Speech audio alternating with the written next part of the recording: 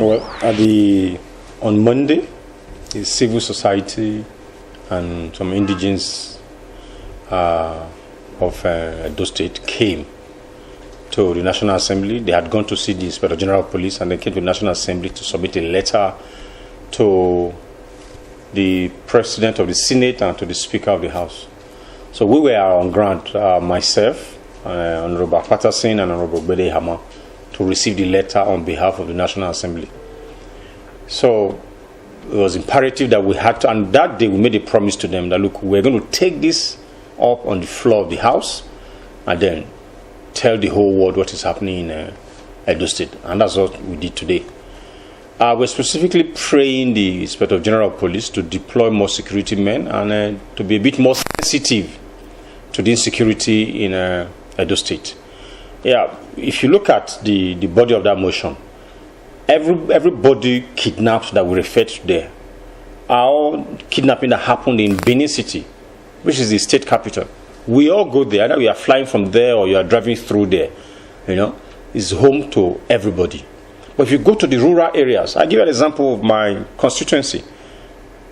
A guy drove from one local government that I represent to another, from Uromi to, I think, he was kidnapped by herdsmen. That was like 2 weeks ago. This is a young man that doesn't even have a job. He was with his 4-year-old kid. They took them into the bush. And they were there for like 3-4 days. A little child. So, the same people that have been assisting this young guy to feed and take care of his family were the same people that had to go and raise money to pay at ransom. I mean, pay as ransom to the kidnappers. I mean, what a country are we living in?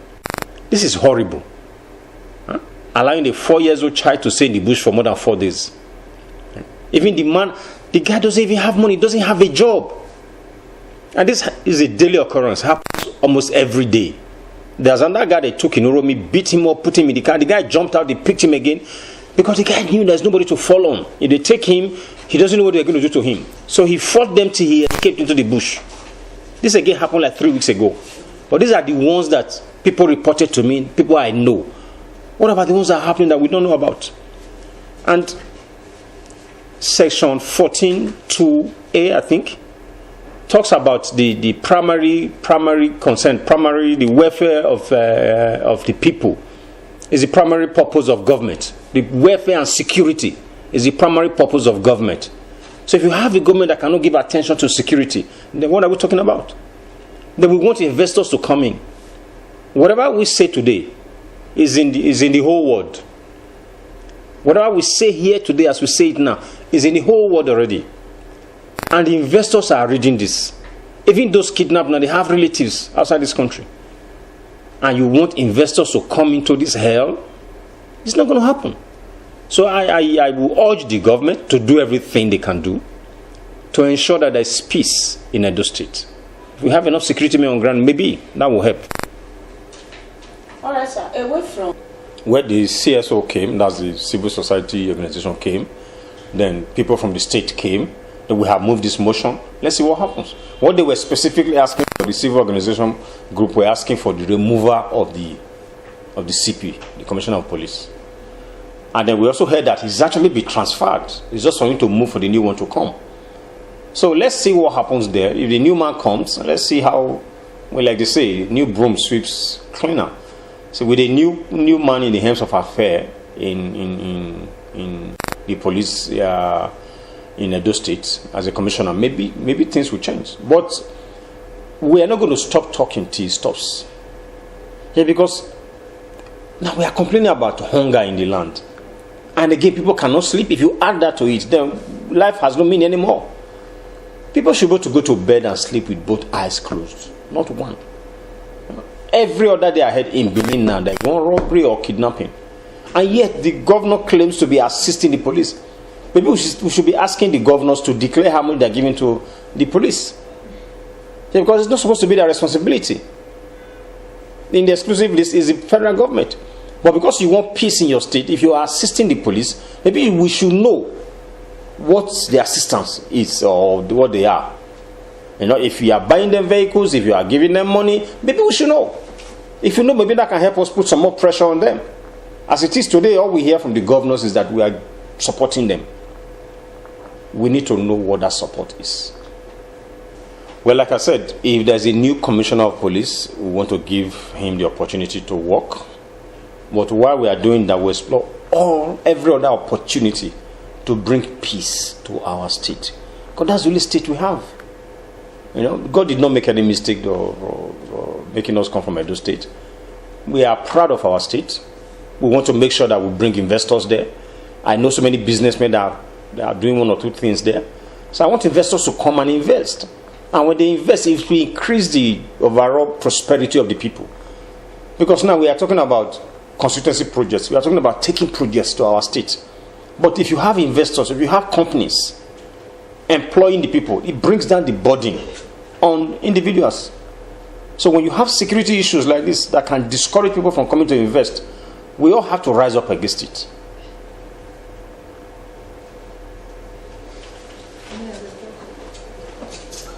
I have always taken that position.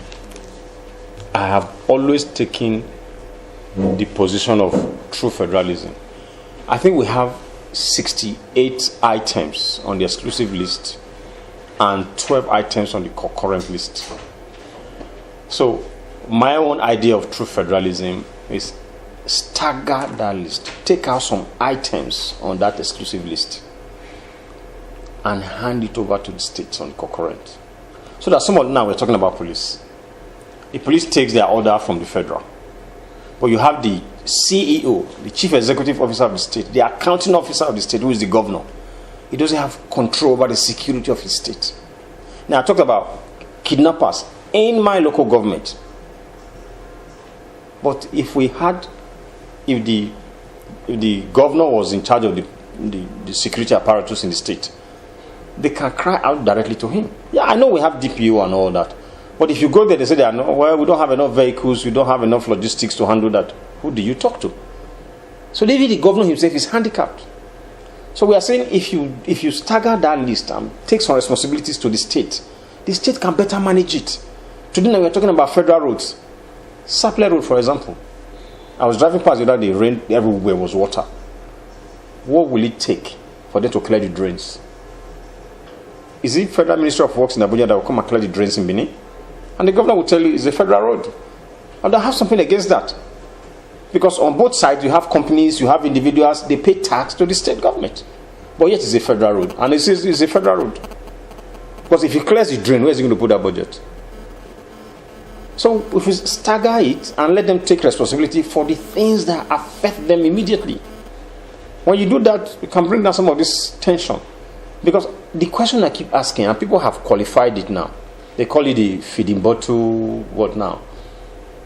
In a system where you have feeding bottle federalism, a situation where you have 36 states plus Abuja, because Section 299 says Abuja is treated as a state.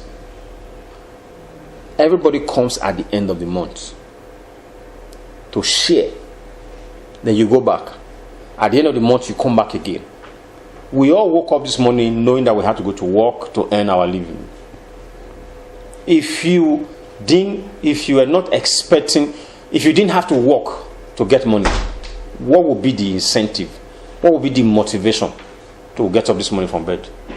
So you can actually watch Nollywood till 4 a.m. or 5 a.m. Take your time to wake up by 11, have a breakfast, and then go back and watch Nollywood or whatever you want to watch, or get friends to go around and all that. Because you didn't have to work. But that's what's happening in this country. Then who does that? But if we are practicing true federalism where the states will pay something to the center, then they will be creative. That the states will be creative. But you have to plan for your state.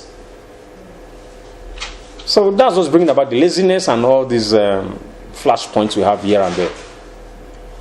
Ordinarily, it should be, because we embarked on the constitutional amendment before we went on recess. And, okay, we had the devolution of power there. Then we also had the removal of the Land Use Act. If those two had gone through, would have been a step in the right direction. But it didn't. Although we blame the fact that our brothers in the north did not cooperate with us, in fairness to them, I don't think those of us in the South lobbied enough. Yes, because it's even on the day of that amendment that we had a South caucus meeting, as in we're going to leave from there to the chamber. I came from the private sector. If you want something, you go to the people. You put in for a job, you tender, you have done the needful, but you still befriend the people that are going to manage that. Not because you are trying to bribe them. Because when they say, why do people do souvenir? A guy in America told me, take my teacup, so that when you are drinking tea with this, you remember my company. If you don't want to buy my tool, you remember my company. So the day you are in a hurry to buy the tool, because the teacup is always staring at you, when you drink coffee in the morning, you remember me, you will order. So when you reach out to those people, they will remember you. So we could have organized a dinner for North Central. Because with North Central vote, we would have been able to break that very easily. But I don't think the leadership did that. I'm not blaming anybody. I'm just thinking it's give and take. So the National Assembly, like the President said, rightly should be doing this.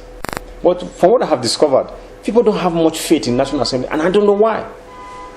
So that's begin to cast aspersion, or begin to bring about the question of the legitimacy of our elections.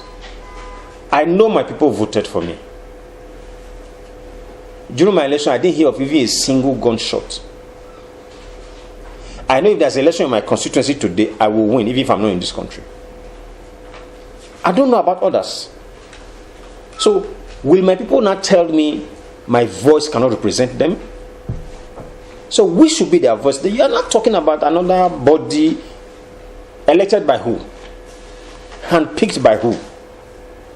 Because people from the villages all came out under the sun, under the rain, to vote for us. So if you have a credible process of electing people, you will not doubt the fact that they will come in here to represent you. You will know that they are here to represent you. And if they are representing you, you should be able to chat them. And then you will get the answer. But like I said, I keep hearing the news that it's not the work of the National Assembly. We have to constitute another body. All the ones we have been constituting, what has come out from it? That's my own personal opinion. So I believe the National Assembly is saddled with that responsibility. But we need to have more credible elections so that people will know that we sent them there. If you sent them, you give them the mandate to represent you. They should be able to represent you on all aspects, be it the law or whatever. Because they also have the power to call us. We brief them. We have town hall meetings. We brief them about our constituency projects. They know where we live. They have our phone number. So why can't we speak for them here if they sent us here? Yeah, well, it might not be the same thing, but guess what? That's flip-flopping. You know? This week, I think it was on Monday, the governor of Sokoto, the former speaker of this house, was in the villa to talk about hydrocarbon, a thing that might be oil in Sokoto. Then during the NBA conference, that was last month, we were in Lagos, the governor of Bauchi was talking about oil in his state and the progress they are making. I'm sure you know that the GMD, the group managing director of NNPC, is from Bauchi. The progress they are making there. The governor of Borno is saying the same thing, and all of them. So, I think we should have engaged them more. If you have these same natural resources in your place, you should support resource control. Because what you are saying, government use the NNPC money to exploit the oil there, so that we will also be a oil producing state. If that happens today, this state's now talking about hydrocarbon in the states, and they hit oil immediately, I'm sure they will be the first to support resource control. But again, that's selfishness. They have a whole lot. Someone told me that there is a study that we have more gold in Nigeria, in this belt, middle belt, so to speak. Even Zamfara, you know, we have more gold than South Africa and Ghana put together. There's no oil in South Africa. Do not have oil. They are known for gold. I mean, the southern African countries. And even Ghana started talking about oil some few years ago. So we have that deposit there. Nobody's thinking. You're always saying the ready product. So since this one is ready and is pumping, let's just take. So if they can sit down and think about what they have and bring investors in to explore the opportunity of making money from there, you not be talking like this. But I can also understand that, because we have become so lazy in this country because of oil. The honest truth is, when you hit oil today, in the next 30 years, that oil is flowing. In the next 30 years. That's what bringing about this laziness. Yeah, it might not flow. At a point, you might not get the same, production. You might not be producing at the same quantity or the same level. But if you go back, kill the well, re-enter, and then repair it, and then maybe run new tubings, you flow it again. So for the next 30 years, for a well you sink today, it's bringing revenue. So that's why we are lazy. That's where the laziness is coming from. So if there's oil coming from certain part of the country today, and we're using it to run the country, we also need in our state, come and do the exploitation so that we begin to earn it. But have you taken a break to say, let's support this resource control, so that if I also get this in my state, I can contribute to the sector? So that's where I think this double standard is coming from. You don't want resource control because you don't believe you have enough in your state. You're talking about resource management. But the day you discover that you have enough of it, well, I'm all for it. But again, if you ask, that's why we are where we are today. Because people are selfish. The spokesman of the House was on channel, I think it was last week or 2 weeks ago, said a similar thing, that the House is going to revisit the devolution of powers. So if we do that, maybe nobody's even talking about the Land Use Act. Land Use Act is actually the £1 million gorilla in the middle of this room. If we can take that away and people have access to their land to do whatever they want to do with it, it will cure so many things. Now they're talking about bitumen in Ondo, in Ekiti, and then we are importing this. So